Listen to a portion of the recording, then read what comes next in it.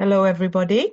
We're gathered here for another session of Mindfulness for Beginners in English, conducted by Nissarana Vanaya. This is the 162nd session of Mindfulness for Beginners. Before we start, I have to apologize. My camera seems to have an error today, so I am unable to switch my camera on. So I will have to host without it. I would like to warmly welcome Venerable Homagama Dhamma Kusala Thero for this session. We'd also like to welcome everybody who's joining via Zoom, Facebook live stream, and those that might be watching later. Our program will commence as usual with the in-session practice of mindfulness, meditation guided by Venerable Bhante, and we will follow the Dhamma talk for today. Finally, we will be moving on to the reports and Q&A if we have time. And to begin today's session, I would now like to invite Venerable Bhante to start the in-session practice of mindfulness. Thanks, Sonali. Hello, everyone. Today, I thought of doing a activity which is related to the topic that we are discussing. For this, you need a piece of paper and a pen. If you can collect those things and turn on video, then we can start today's activity.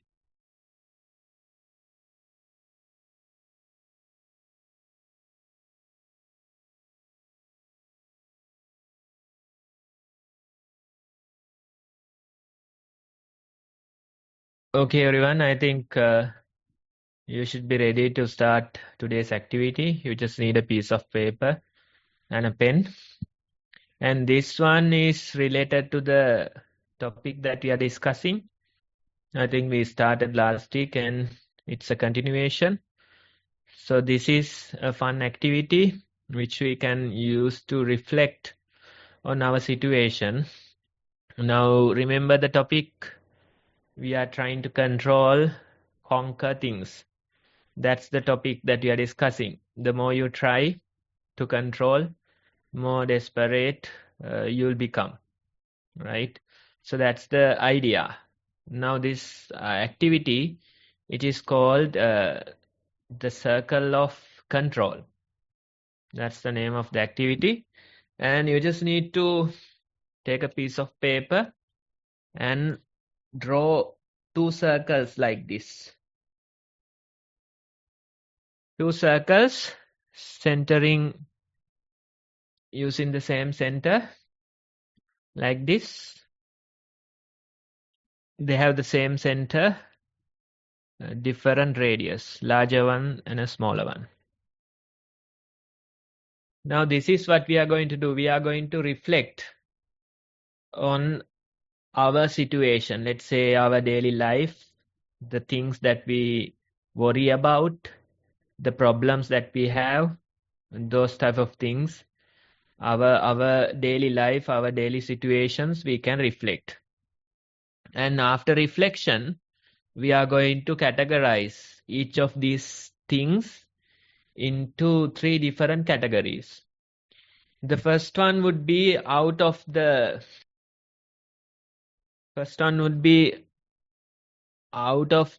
two circles. It says out of control. It's out of your control, right?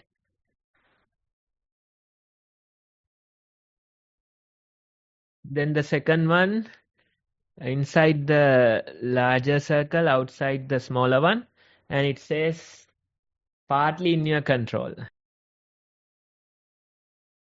Then the third one, inside the circle, both circles, it says in your control. So you can see three categories. Now usually we tend to worry about things that are out of our control. Of course, we have no ability to, change them, but still we worry. Then there are certain things that are partly in our control due to some, situation or some other person, that type of things. Then there might be other things that could be under your control, right? So we can categorize into these three and see which categories that they go under, right? You have to think about your life, your situation, your worries, problems, and see how they sort out. Clear, right? We can take some time to reflect and write.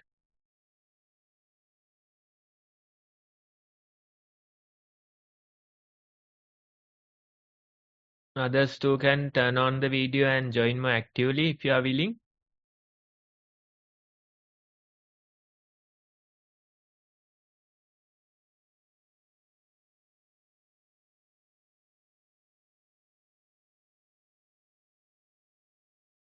Some of the things I find it difficult to figure out which category. Yeah, it feels like it's under my controls, but might not be.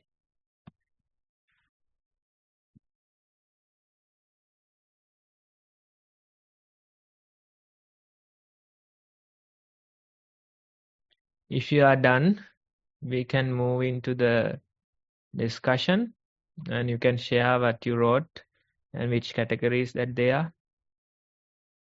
Basically what you worry about, the concerns that you have. Yes, Chamari. Avsarai Bhante. I went straight to what's within control. So tried checking what is out of my control, but before it was forming, there were things that I could not sure, but I feel like practicing or not is in my control. Helping others or not, my control. Within my control, understanding self or others or not is in my control. Responding to things that happen to me, they are in my control. Changing beliefs when needed to, that's in my control. Peace in mind or not, those things are, I felt, in my control. Then I had not sure where it is going to go, partly in my control, work boundaries. Keeping to work boundaries, partly in my control, physical health, and then I put mental health as well because I'm not, yeah, it felt like it's partly in my control. Then outside of my control, others' decisions and actions, and then world peace. Yeah, that's nice. Now, I also thought that most of these problems as a solution, we can practice. That's in our control, right? So that goes under the first category, the very first circle, things that are in our control. So you can practice, and that's a choice that you make, and that's in your control. And as you mentioned, certain things, how we respond to situations, maybe sometimes it feels like partly in our control. Yeah, we get too emotional, we get dragged into a situation, but most of the time it could be in our control. And one more important thing that you mentioned is health. You can do your part, right? You can exercise, you can eat healthy, those things are valid, but still there's a certain part of it that's out of our control, right? So if it's totally in our control, we would dare not to get sick, right? But it happens. Then, as you mentioned, I also have, like, these days they are talking about Third World War, right? So those things basically out of our control, right? Then natural disasters, certain things like that. There's very little that you can do, basically out of our control. Then let's say somebody else's health, right? Like sometimes we worry about other people, right? Their safety and things like that. If you have children, let's say they go out of the home that safety, and you'll be worrying till they come back. Which category do you think that would go? Anupama, yes. Apologies, Bante. Can you repeat that question again? Let's say children, your children, Yes. their safety, things like that. You sometimes worry about their safety, you know. Yes. Yeah. I think partly in Partly my control. control. You Yes. can do certain things. Yes, but beyond that, it's other factors come in. Their decision making, the environments they are going to be in where I won't be around to help or assist them. So I would say partly in my control. Right. Also, interestingly, you mentioned world wars, peace, and environment, like the climate change. I put it within partly in my control. I think I took it from the perspective of what I can do as an individual to make a difference. For example, reduce plastic use, recycle things, maybe comes under in, helping with the climate change. World wars and peace is a bit more complex, but I think certain political choices we may make when we vote, I may have an indirect effect. So because of that, I put it within partly in my control. Right. So that's a very nice way to look at them. Like, if everybody in this world behaves, then of course we can take care of the nature, like pollutions and stuff. Especially being conscious of your usage. That's something we can do. Even I think a couple of weeks ago, we discussed in one of the children's sessions, just to make sure that they are aware of their own usage of plastic and stuff, right? Every time we get a present or something like that, we create those packaging material are wasted, right? So that's a positive attitude towards such issues like weather, climate change, and world peace. Those type of things we can impact as an individual, probably indirectly. But if everybody thinks like that, then of course it would make a real difference. Samantha, yes. I'm sorry, Bante. I had just had a couple of things. I mean, I like to share. This week was my mum's health. She was ill, so I found that was out of my control. And secondly, I wasn't sure. Partly in our control, my control will be how I deal with it. Like I had to call the doctor. How I dealt with the situation. So I had to call the doctor and find a solution, how to solve her issue. And thirdly, what was the third one? What's the third one? In my control would be to accept how I respond to my feelings about the situation, accepting that this is part of, like what Buddha said, if you're part of the sickness, ill health, etc., that acceptance and not proliferate the mind. And another example that was staring out was, again, what everyone was saying, the wars. That was definitely something that's out of my control. How I can deal with it, I was thinking, Bante, going on peace marches, making my voice heard, peacefully. And thirdly, what's the third one?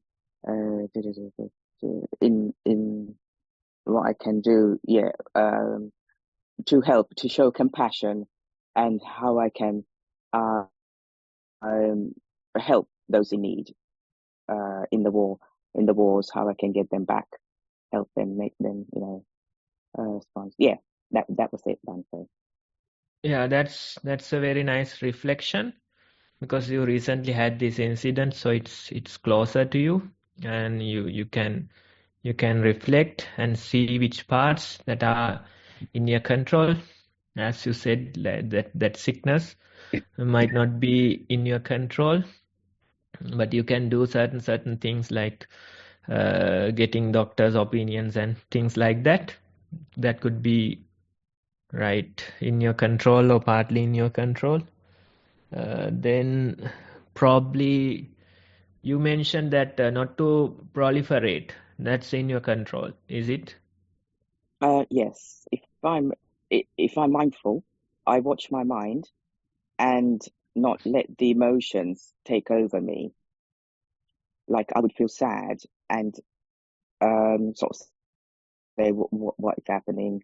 Is this going to where would this lead? So then I would just, if I'm not mindful, it'll just go entangled in that emotion. So I would see what my mind state is, accept it, and then either let it go, focus on the breath, calm myself down, or contemplate on the Dhamma. This is of the 5, what Buddha said of the 5 reflections, the nature of conditioned things, impermanent, something like that. Yep. So when it comes to such situations, our thoughts, emotions, and the mind's proliferations, they could be like basically like out of our control, but still we have a certain part which is under our control, that is being mindful of them. How you respond to them, or how you deal with them, right? So you can see it's natural that when it comes to such situations, the mind proliferating and becoming emotional, those type of things are natural. It is basically like out of our control, like mind's weather, right? Depending on the situation. But certain things like being mindful could be under your control. So that's a tricky one. I thought of like, practice part would be under our control, but the mind's state, the mind state, the inner weather could be out of our control, depending on the situation, due to the sickness, things like that. So that's a tricky one, but of course there's a part that you can do, which is being mindful and how you respond to those things. Yeah, thank you, Bhante. Thank you, Sadi. Anybody else? I think we are already past our time. Any other comments? If you have, we can take a couple of minutes. Just a quick comment, Bhante. For the category of out of control, I put other people's responses, behavior, thinking patterns, and speech. That's what I included in there. Yeah, that's a good one, because usually we always entangle in other people's matters and think that they should behave this way, they should respond this way, and we worry about these things a lot, right? That happens. But when you dig deep into these worries, you basically realize that you have done your part, but it's totally out of your control. So what can you do, right? So these type of categorizing will shed more light onto it, and sometimes we realize we are basically worrying about something that is totally out of our control, right? Sometimes we realize it's partly in our control. Really only like couple of things, only few things that are under our control. So these type of reflections are valid, important, and they will tell us which things that we should focus on more, which things that we should channel our energy. Otherwise, we are worrying about things that are out of our control, and we can't really do something about it. Basically, instead of complaining about the darkness, light a candle. That's the idea. So it's good to reflect on our situations and see which things are under which categories. right? So that's the idea. I hope you got it. With that, I think we can move forward. Sonali. Yes, thank you, Bante. That was a very interesting exercise, which I probably will be doing with my children as well. So next on the agenda is the Dhamma talk. So the topic this week is the same topic as last week. We will continue with it. It's desire. So I would like to warmly welcome Bante, invite Bante to start this topic. Okay, everyone, we'll take some time to discuss the continuation topic from the last time. And you might remember the quote and the topic that we had. It's about, trying to conquer, trying to control things. And it becomes like that trying to do such things, trying to control everything, trying to conquer everything, it becomes a trap that'll catch the spider.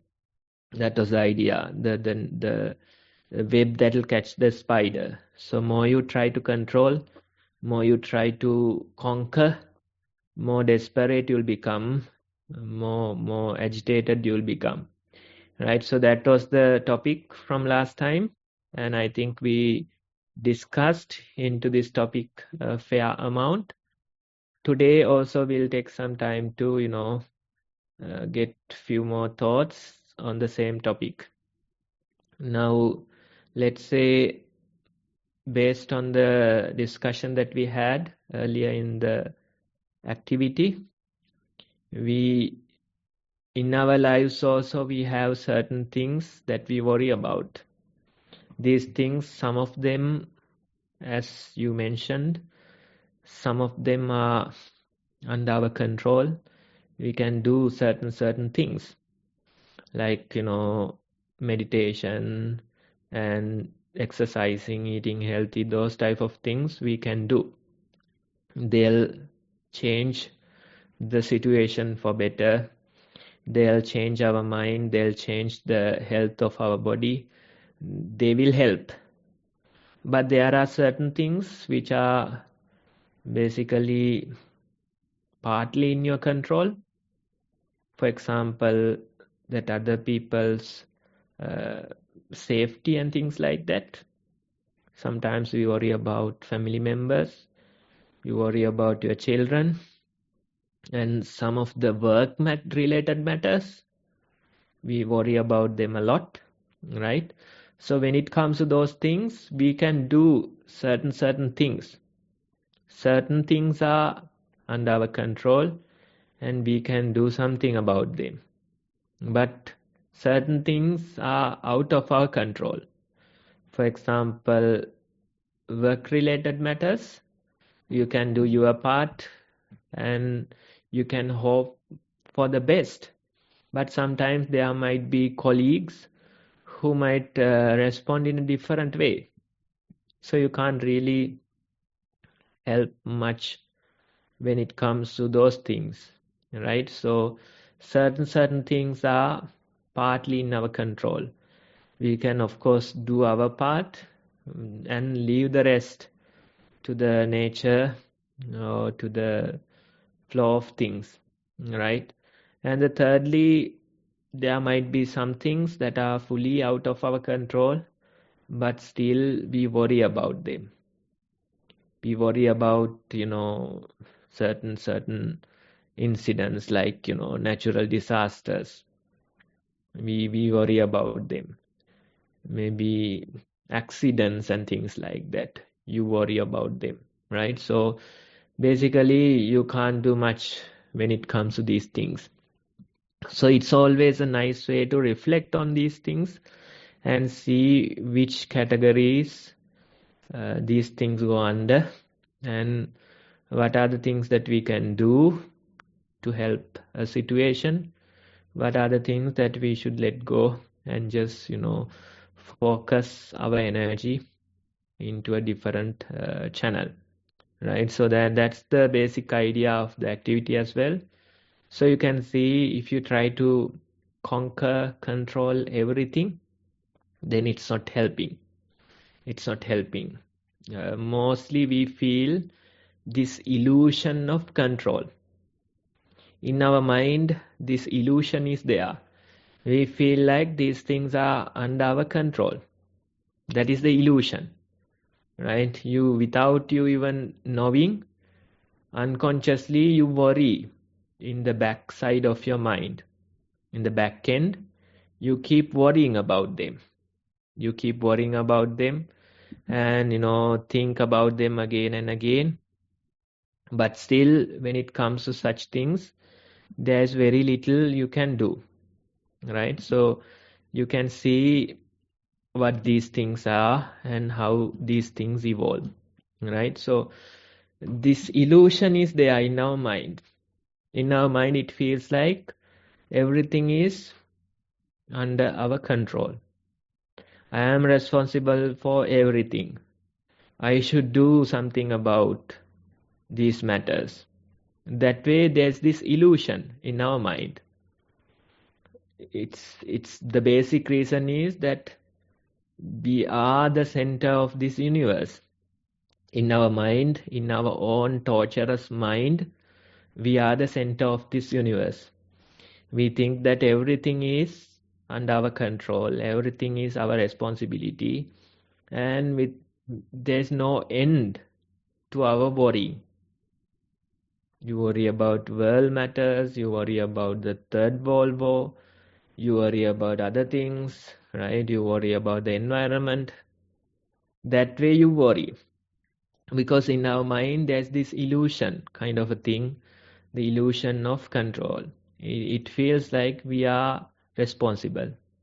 It feels like we are the creator of this entire mess, right? So that's a wrong view. If we feel like we are the creator, if we feel like we are responsible for everything, then that's a wrong view, right? Because that's an illusion. Basically, majority of these things are out of our control.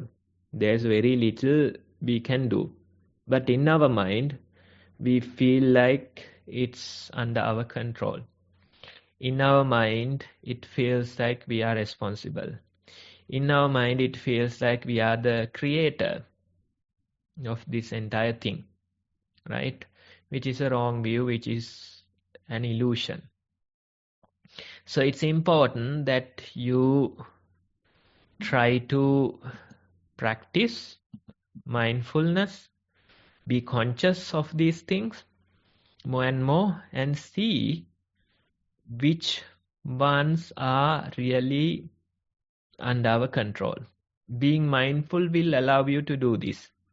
Being conscious will help you do this, right? So basically, when it comes to mindfulness practice, we try to be mindful of the 5 khandhas, right? It has the bodily part.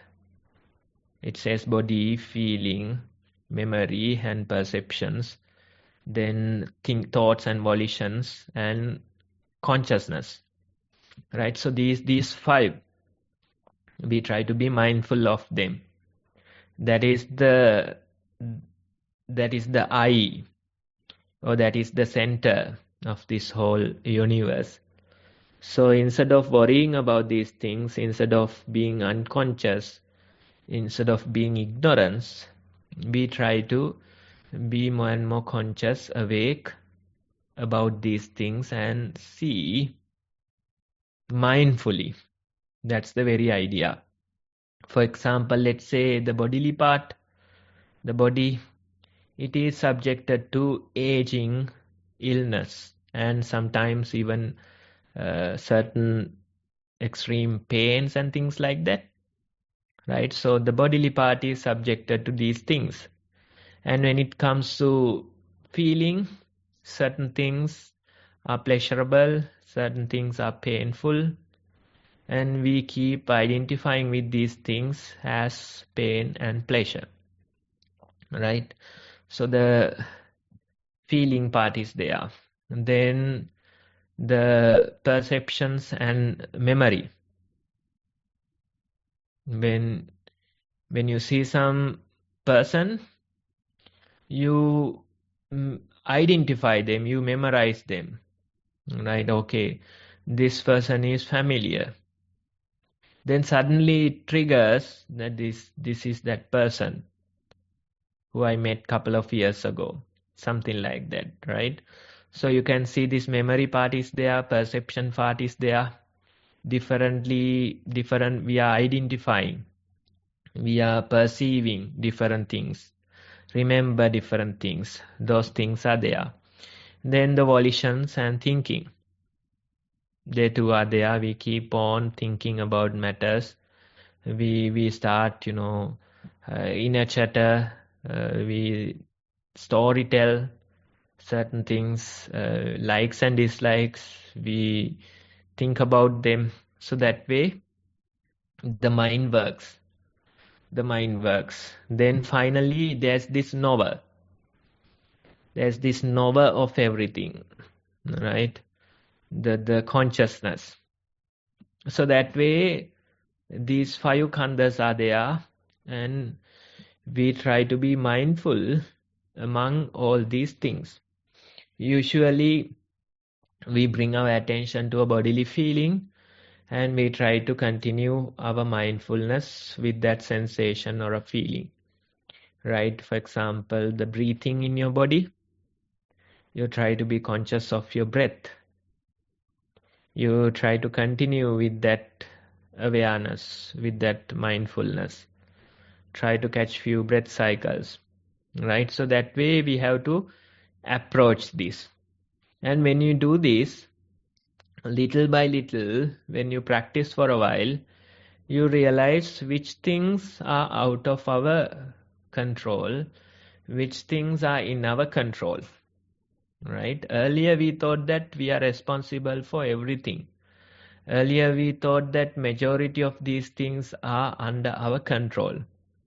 But more you practice, more you realize that there are very little that we can control, that you will get to know.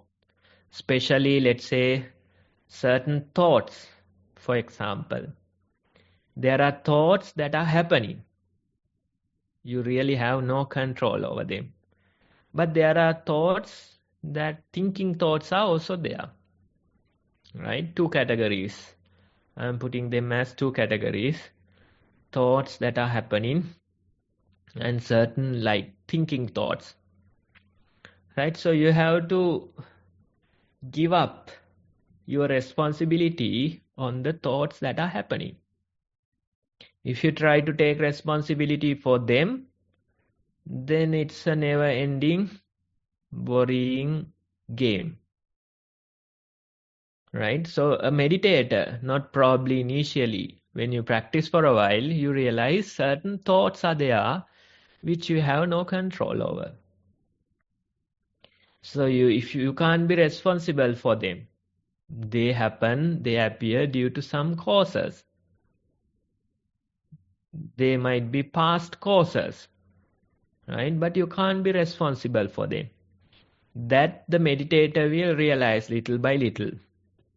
For example, let's say when you try to do the walking, sitting, there are certain thoughts, repetitive thoughts. They come again and again, right? Maybe lustful thoughts, maybe anger, jealousy. Those type of things come time after time. So you blame these thoughts, you blame yourself, telling that I am meditating and I shouldn't have these thoughts. I shouldn't have lust in my mind while I am meditating. I shouldn't have lust in my mind while I have accepted precepts. Right? That way you blame yourself. But basically those things are out of your control. They are the happening thoughts. Right? So that you can't really do anything about it. So what you can do is you can be mindful that these thoughts are happening. That's the very idea. Sometimes certain intrusive thoughts they appear. Maybe a thought to harm somebody for no reason. It feels like these intrusive thoughts, vihinsa kind of thoughts, right? So there's this urge to harm somebody. And you know that it is wrong, and you know that you shouldn't have these thoughts. But anyway, it is happening. What can you do?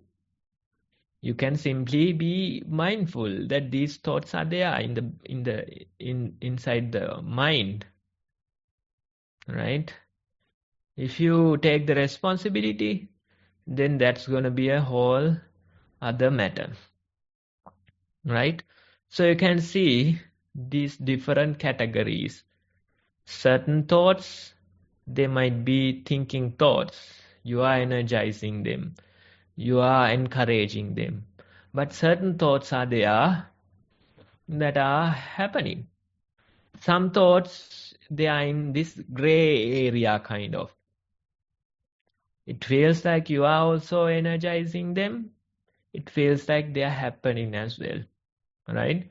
So what you can do is basically being conscious more and more, being mindful, and that will allow you to figure out which ones that are under your control, which ones that are out of your control, right? So more you practice, more you realize majority of them are out of our control. That is important. That's why when it comes to family matters, let's say some family problem or dealing with one of the family members' sickness, right? Those type of situations, we become emotional. There are so many thoughts in our mind. Our mind is all over the place. So the inner weather has changed. Inner weather is bad. Inner weather is, like a hurricane inside us, right? But you can still be mindful that I am getting these thoughts. I am feeling sad, right? I feel pain. I feel sad, right? So those type of things, you can basically be aware, be conscious, right? Realize that this is inner weather and currently I have no control over it. It is due to some causes, the inner weather has changed. There's a hurricane inside the mind. Simply being conscious, simply being mindful would be your solution, how you respond to them, right? So that way the meditator realized that majority of things are out of our control and you shouldn't really worry about them. If you start worrying about them, it won't help you. You'll become more and more agitated, more and more stressful. And let's say when it comes to our body, sometimes when we walk, we step on an insect or something like that, right? Some people they just basically take the responsibility for them. There are meditators, probably the new people, who come here and they can't even walk. They have accepted these precepts not to kill, and they are saying, when I walk, I might step on these creatures on the ground. I can't do the walking meditation because there are ants in the walking meditation path, right? So that way, they start worrying about everything. Sometimes they think about the breathing air. There could be creatures that in that air, and I might be killing them. The water that they drink. So those are wrong views. If you start worrying about walking on the ground, if you start worrying about breathing, if you start worrying about, drinking the water, then it's a problem. There will always be creatures, right? So you have no intention to kill. So the intention matters. You feel pain in your body and you brush it off. And it turns out there was a mosquito, and it, it was killed, right? But did you have this intention to kill? You were just probably reacting to the pain. You just brushed it off without even knowing, and later it turns out to be a creature, right? So the meditator, the more they meditate, they realize the fine line between these two. Certain things are intentional, certain things are unintentional. They are just happening things. When you walk, you might step on a creature, but you don't have to worry about it because there is no intention to kill, right? So that way you can realize, even when you talk in a rush, probably when you talk in a rush, you might say something which is not true. And if you start worrying about this statement, saying that, thinking that you lied and it was false speech, kind of a thing, right? But basically, you have to reflect and see whether there was this intention to lie, or whether it was just a mistake, a fumble that you made due to a rush, right? So that way, we have to be more and more conscious, be more and more mindful.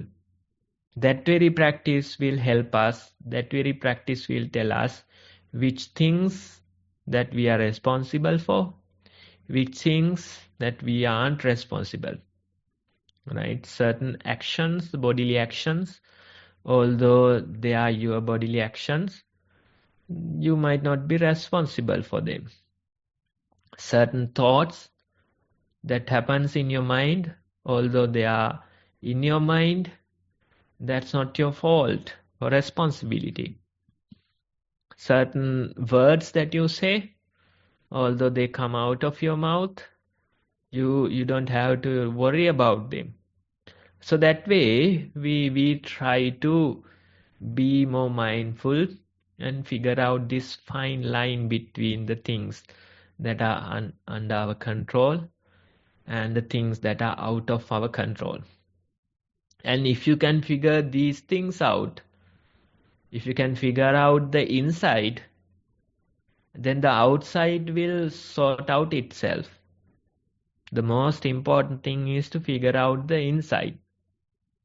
Inside, if you figure it out, then outside will sort itself. If we are unconscious, if we are ignorant about the inside, then there is no way that you can sort the outside. Right? So you have to keep practicing and make sure that you sort out the inside.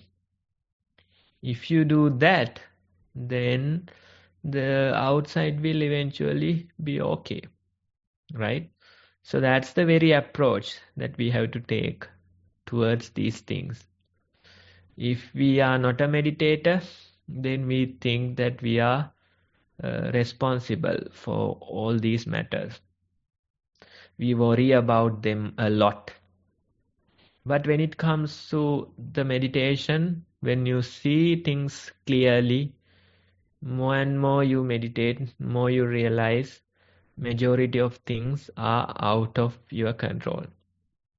Right? Majority of fears, they have no reasoning behind them.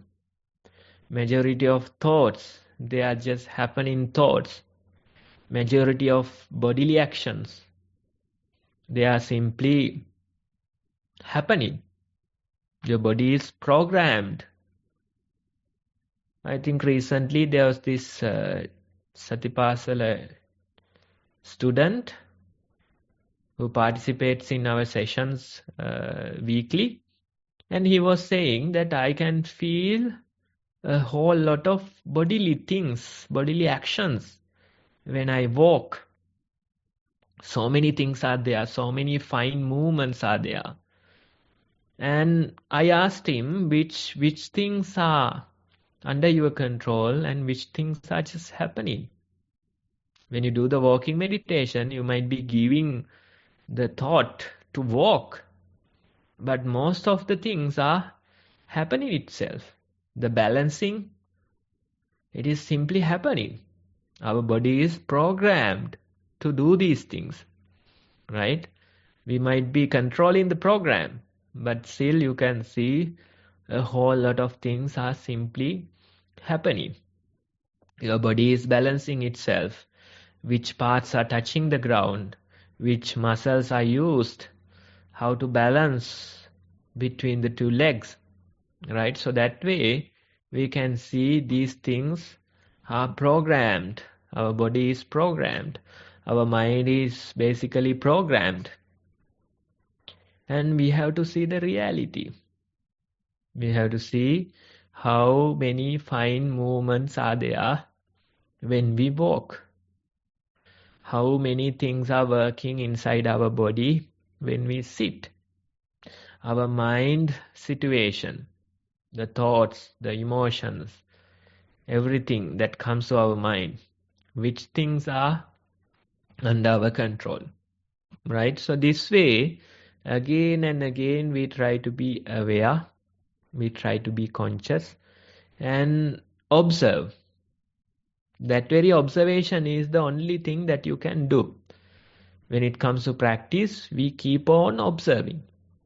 And when you observe, these things, they reveal themselves. You can see the true nature of these things. You can see which things are under your control, which things are happening, simply happening, right? So when that way, if you keep on observing, what happens when you do it for a while is that your mind naturally stops worrying about certain things that are out of your control.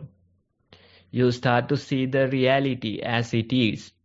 And as a result, your mind will be released from this burden. Right? So that's the benefit. That's the benefit.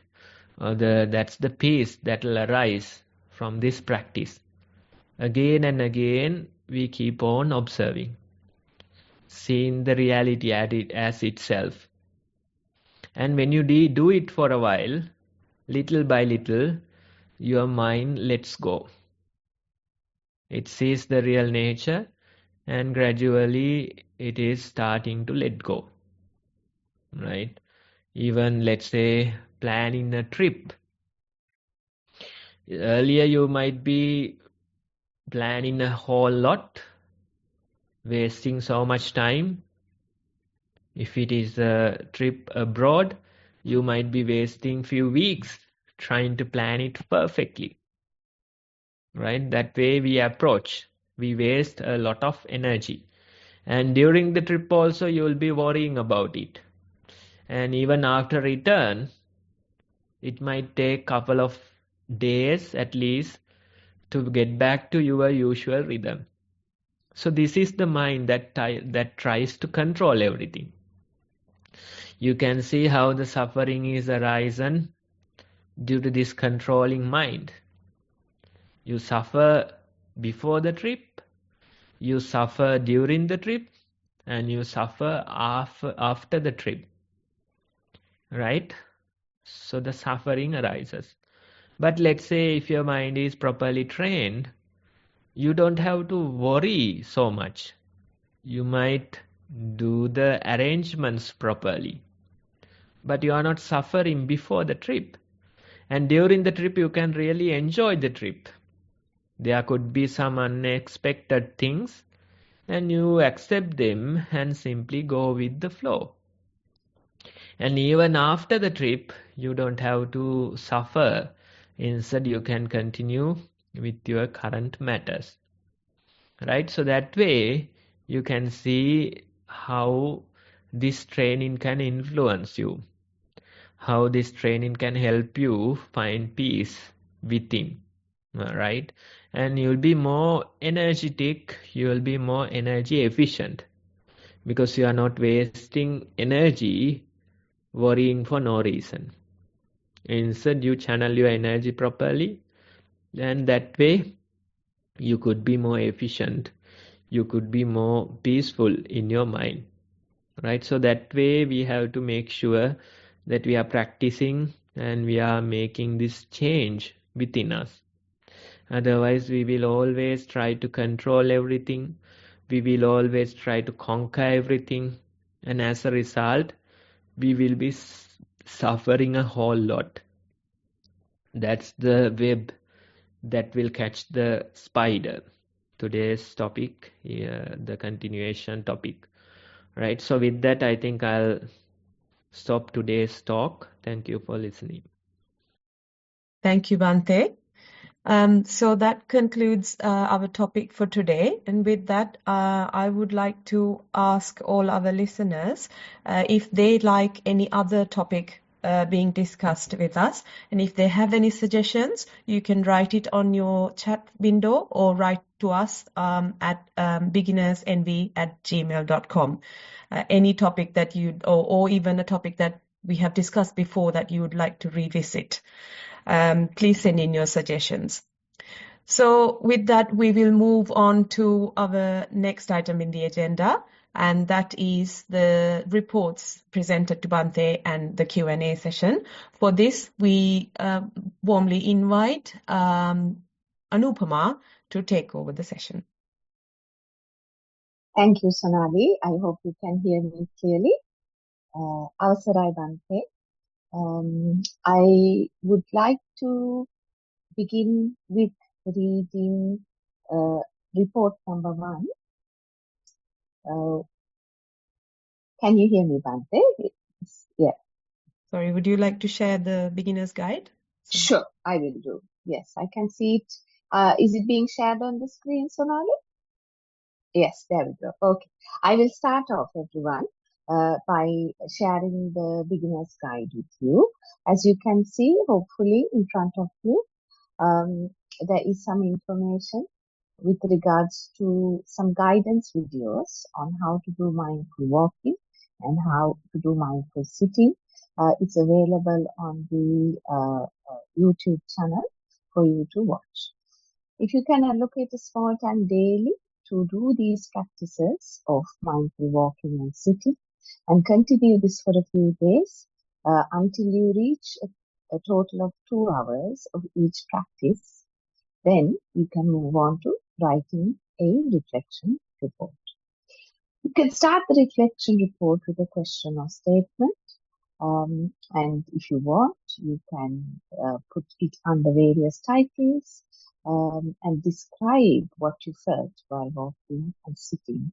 For example, you can mention what you recognized when you were in your sitting or walking posture, and any prominent sensations during walking, such as the texture of the ground, any pressure points on the sole, how the body weight shifted from one leg to another, etc. You can do similarly for sitting practice as well. Describe the prominent sensations, including the pressure points where you're sat, and incoming and outgoing breath, movement of the abdomen as you breathe in and out, etc. Once you have written your report, under point number 4, we have provided you the links to the Google form and also the email address. You can use these to send the reports through.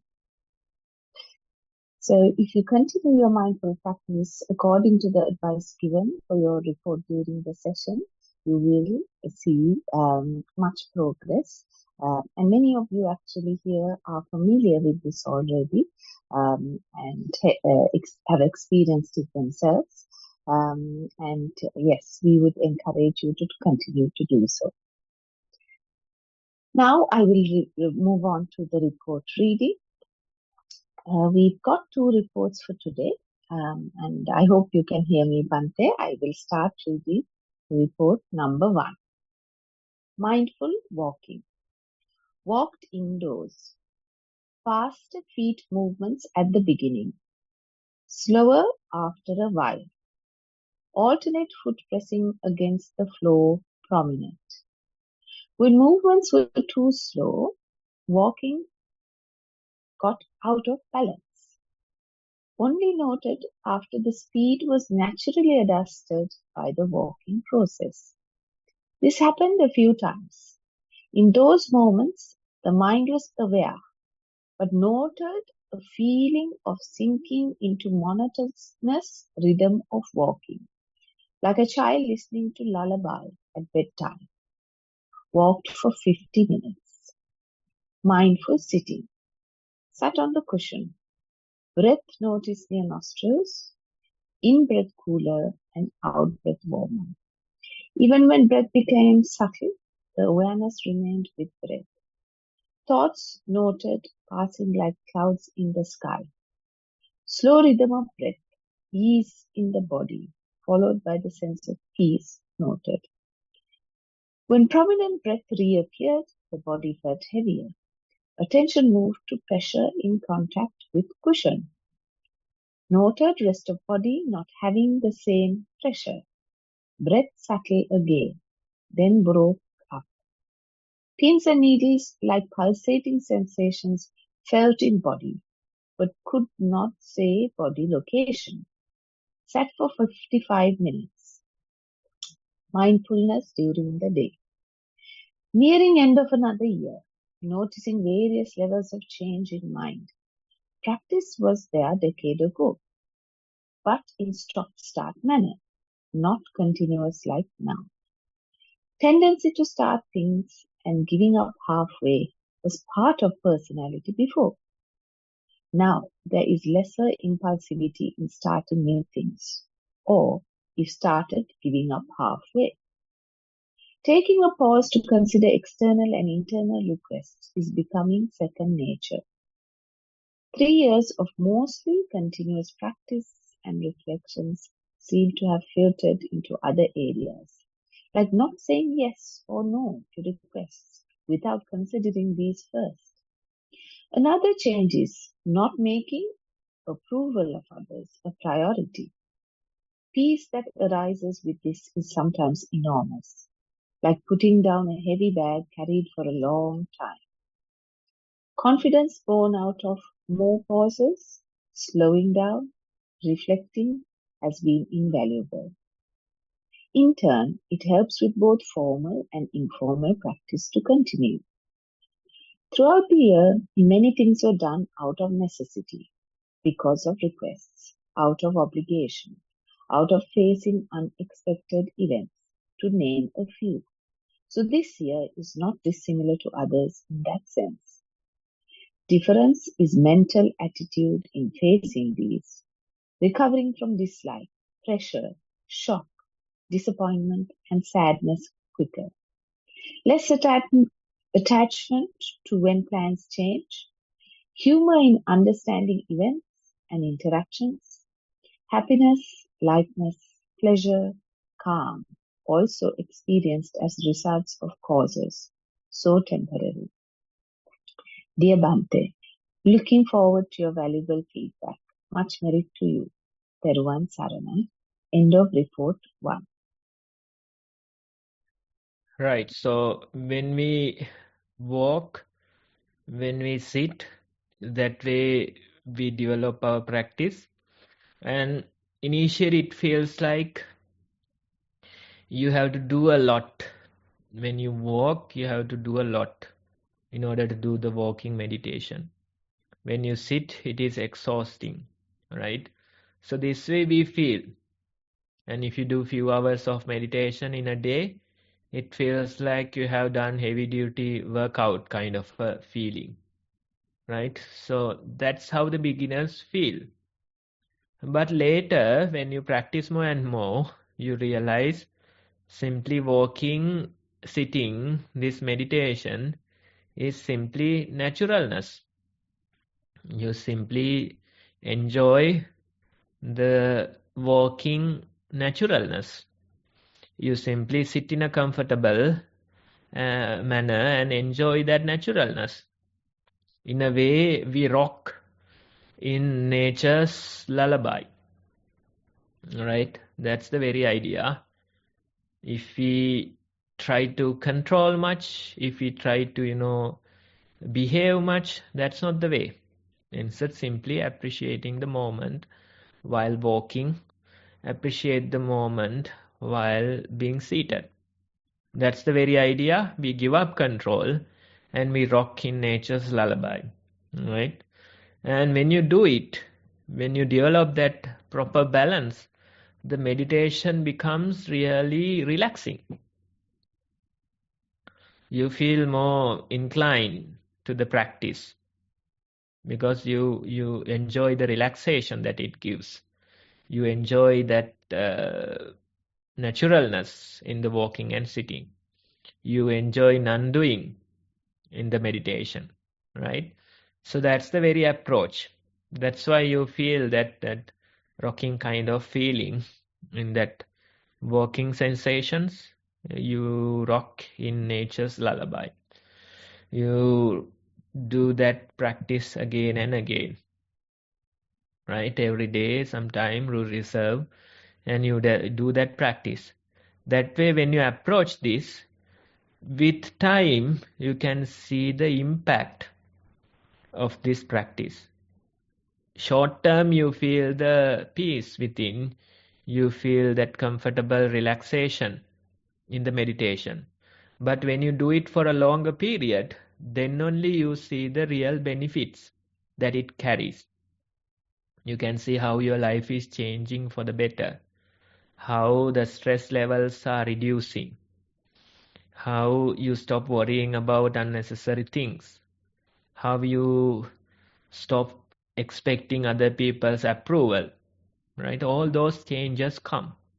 So thank you for listing down the positives that you are experiencing through the practice. After many years of practice, this is the change that has happened, and this is how it has changed your life for the better, right? And we don't become rigid kind of. We become more and more flexible to the situations. We accept other people as they are, right? Some people, if you try to change them, then that's the never-ending struggle. We become more and more flexible.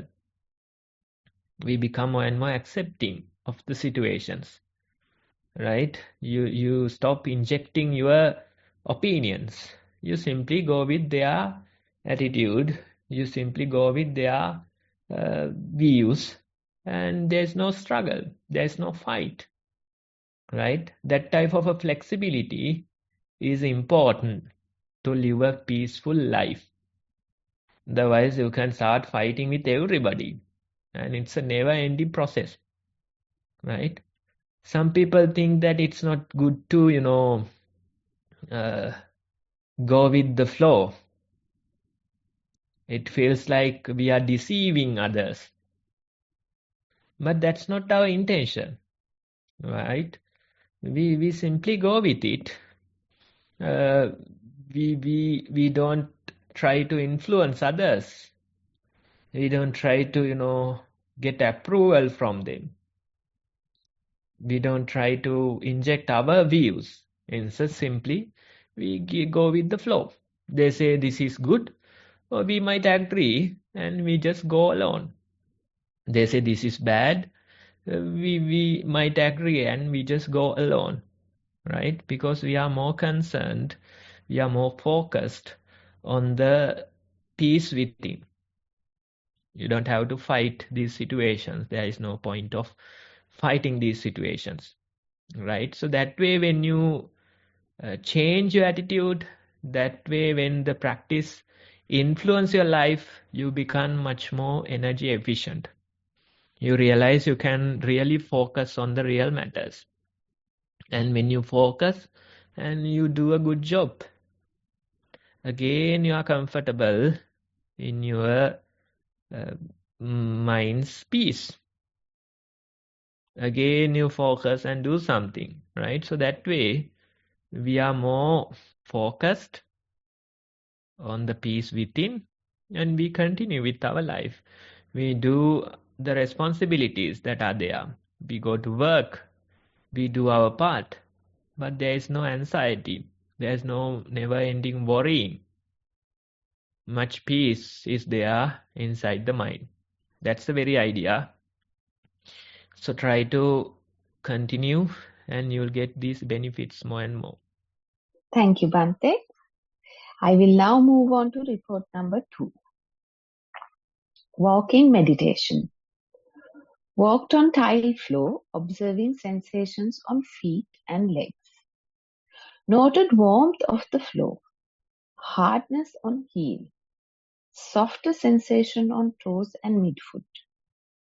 The pace changed slowly, down to note lifting, moving, placing. Thoughts with some proliferation, distracting for short periods.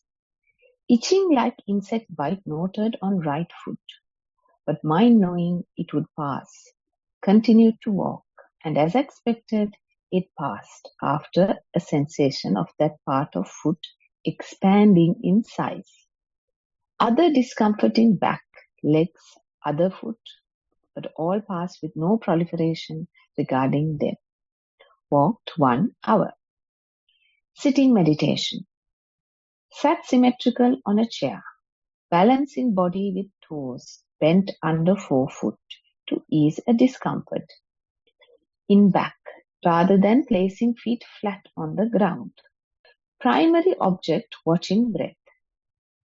Initially noted the electric shocks and little oscillations throughout the body, most prominent on head, face, hands and feet. In and out breaths noted, but mind went to discomfort in back, which changed in severity, and the place in which it was felt. Mind spontaneously went from breaths to discomfort. Phone rang after 45 minutes and stopped meditation. Daily mindfulness. Since last week, have a backache, which has been a great opportunity to reflect on nature of non-self. As usually very physically active, but now there is slowing down of movements due to pain. Was due to do several long drives, and despite not being sure this was possible, managed them without too much trouble. Have decided to watch how nature and time will change the course of symptoms. No pain relief taken, and noted improvement in symptoms after a few days. Mind was calm through most of the week, but slight disappointment noted when pain increased for a day.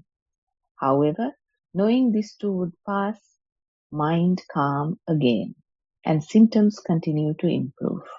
With much gratitude, Bante and organizers. End of report number 2.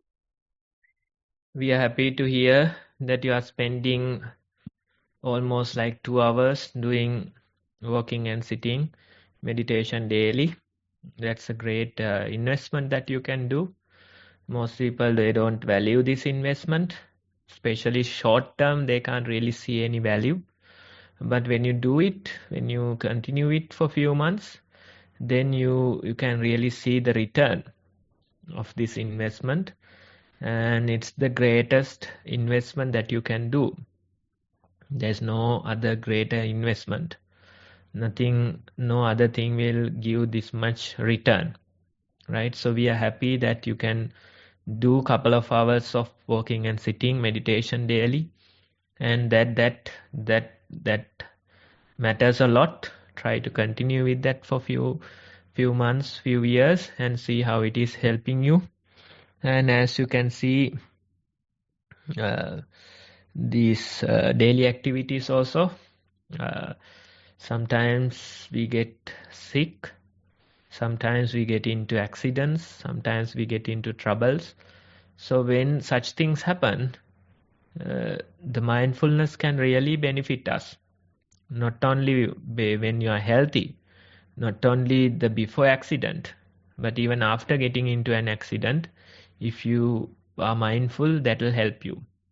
If you are sick in your body, being mindful is the best medicine that you can give your body. Of course, you can do the other support, support it with the medicine and stuff. But being mindful, it will create the healing process much faster, right? So that way we can continue being aware of our situation, and according to our bodily strength, according to the pain levels, you can see which things that you can manage, which things are impossible, which things that you can do it later, right? So that way, gradually you keep on working. Gradually you become better. That very awareness will tell you, bodily awareness. Let's say if you are mindful of your body, you can see the body will give you the information regarding its status. Sometimes the body will tell you that it is too tired to continue. It's time for a break. The neck pains, back pains, burning eyes, those things will tell you, right? If you know the art of listening to them. And sometimes your body will tell you that you need exercise. That too you can feel in your body. Sometimes your body will tell you that you are getting sick. You better do something about it, right? So that way we can really observe, and most of the things we can tackle it as a preventive measure, right? If you do exercising, then that will help you to prevent. That very awareness is helpful, right? It can help you with lot of things. Listening to your body, we say, being more conscious, listening to your mind, right? So that way we little by little continue with our practice, and this practice can influence our lives a lot. When you do it for a long period, then only you realize it. You realize how your life is changing for the better, right? So it's a good investment. Try to continue, and after a while let us know the progress. Thank you, Bhante, very much for the advice on the reports. We always find it useful. So thank you for those who shared their reports as well. Much merit to you all. It's now time to move on to our Q&A session. If anybody has any questions or comments, please raise your Zoom hand and we will invite you to unmute yourself. Rajika, you've got your hand raised. Would you like to unmute yourself, please, and ask or make your comment? Thank you. Thank you very much, Anupama, for the opportunity. I don't know if it's a question or a comment. I guess we can take it as a comment. I don't know how to explain it, but I'll try my best. When during the talk, I think I heard that Bhante said something about thoughts come unintentionally. And like we can just observe that. I understand that, but recently what I was listening to a lot of neuroscience podcasts, and then one thing I learned is our thought patterns, like it's kind of the habits, like and we actually have we can change that pattern. Like it just I have so many times I heard happiness is a choice, and I was keep telling others as well, but I never actually practiced that. Recently only I realized that once I learned about this science through those neuroscience podcasts. I have a habit, actually. I think all of the venerables knows that, because listening to all my kamatahan, like I have that habit of mingling with the negative thoughts. You know, different people have different thought patterns.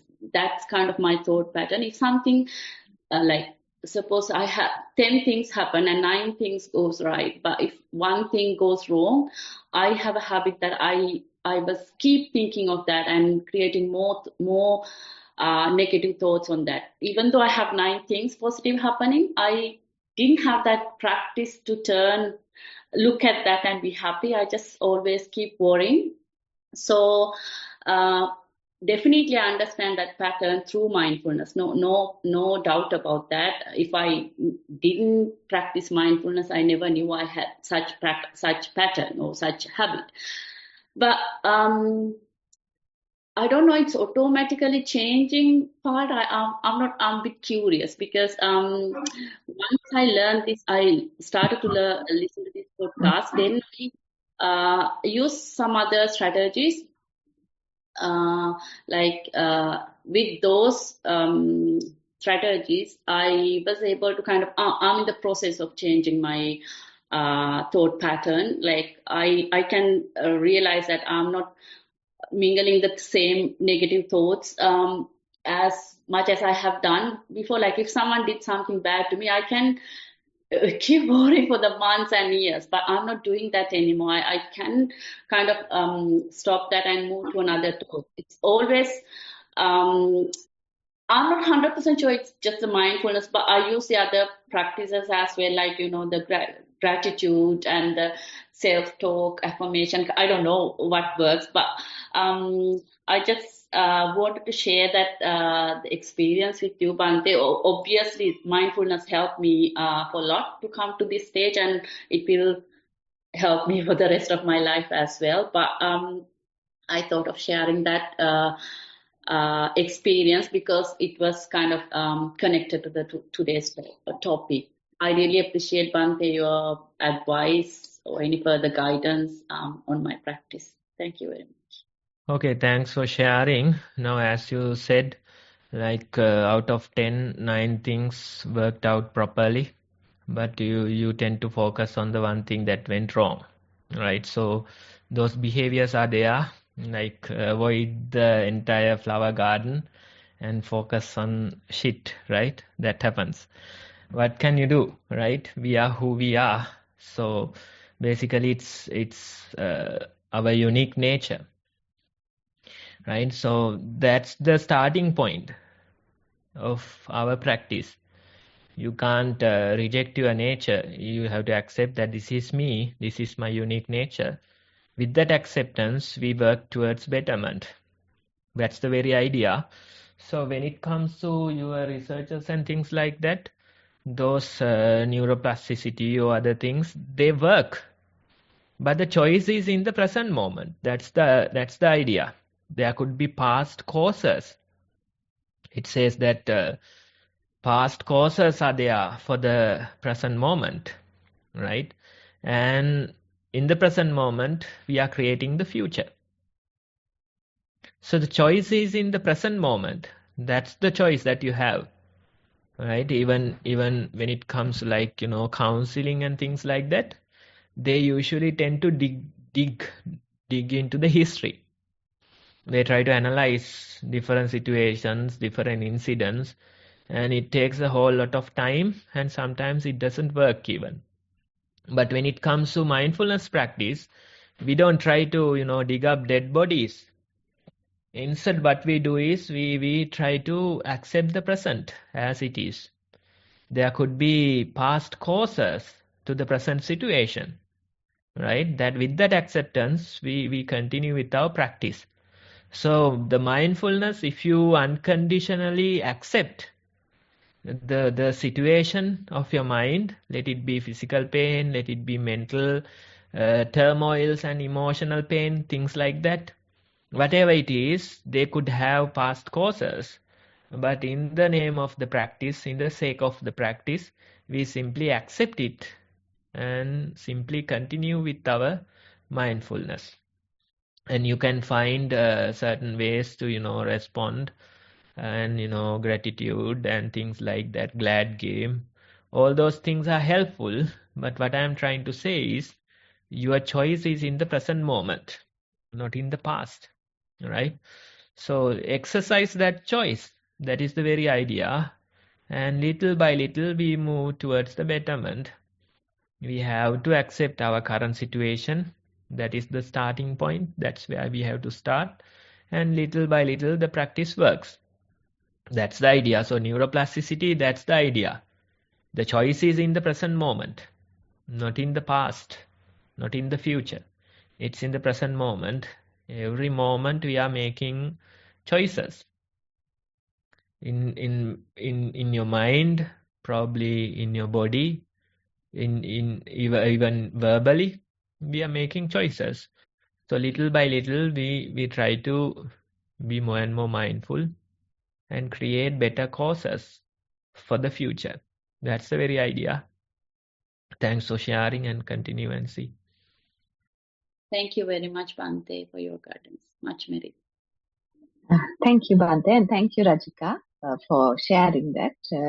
Obviously, there is a lot of information there, very useful for all of us. Any other questions or comments from the audience? Please raise your Zoom hand. Samantha, I think you unmuted. Do you have something to say? Oh, no, just quickly. I know the time is up as well. Just to say, it was just an amazing session today. Mm-hmm. It was so valuable, and I learned a lot. And the things that really stood out was intention, awareness, the knower. Those sort of words were really important that I'm going to take home, and be obviously mindfulness, which Bhante and Nissarana is always. I'm now, the penny is slowly dropping what exactly that means. Everyone says mindfulness, mindfulness. And I never really, okay, I'll be mindful, of everything. But now I'm actually beginning to understand mindfulness with wisdom and how to use that to be in the present moment. As Bhante said, that I can actually, that's important, to respond rather than react, which I've been doing. So that's really valuable. Thank you, Bhante, for highlighting all that. Sadhu, sadhu, sadhu. Thank you. Thank you, Samantha. You're welcome, Samantha. As you said, you have to practice and get to know the mindfulness.